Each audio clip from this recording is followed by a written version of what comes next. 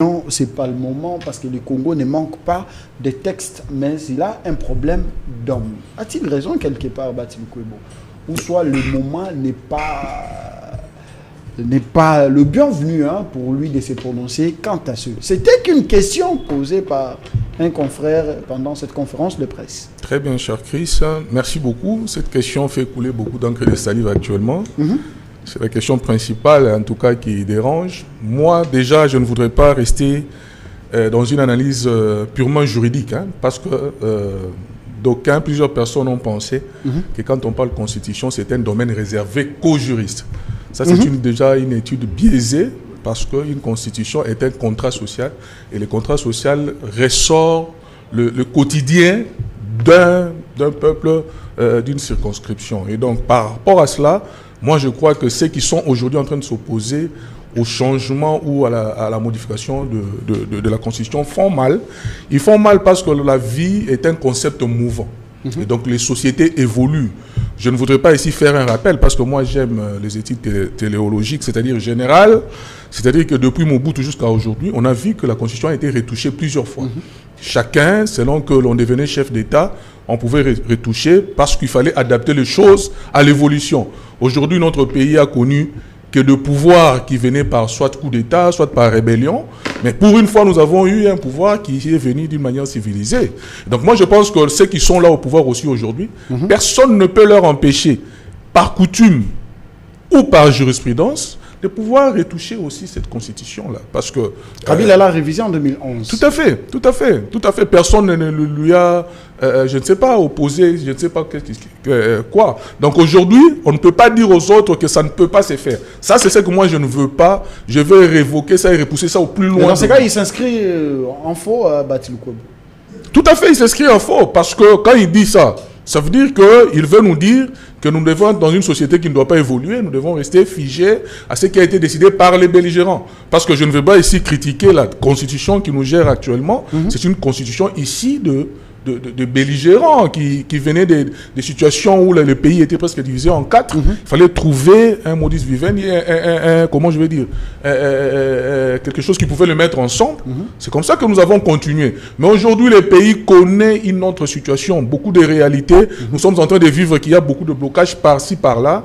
Et pour plusieurs, c'est la Constitution qui est en train de créer ces problèmes-là. La Constitution, c'est comme une charpente, une maison qui avait hier 3 personnes, 4 personnes, devait être construite d'une certaine manière. Aujourd'hui, quand nous en avons 20, il y a lieu de revoir comment on peut... Le président de la République en avait même parlé, je me rappelle, quand il avait prêté serment, il a eu le temps pour justement nommer le Premier ministre et puis mettre en place le gouvernement. Alors, il y a un vide, permettez-moi de le dire ainsi, un vide constitutionnel ou bien linguistique quant à ce. La Constitution devrait quand même aussi tailler sur ces, après prestation du serment du chef de l'État. 15 jours après, le chef doit prendre une ordonnance pour nommer le Premier ministre et, par exemple, 2 semaines après, on met en place un gouvernement pour que les choses aillent un peu rapidement. Alors, ces vides-là, est-ce qu'il y a lieu de retoucher justement pour mettre en place certaines dispositions pouvant permettre aux choses d'aller plus vite? En tout cas, n'étant pas juriste, moi, je voudrais laisser cette responsabilité à mon frère John, qui pourra mieux le faire que moi, ou mon aîné Kassende. Moi, je ne suis pas juriste, mais je voudrais ici regarder la chose d'une manière philosophique.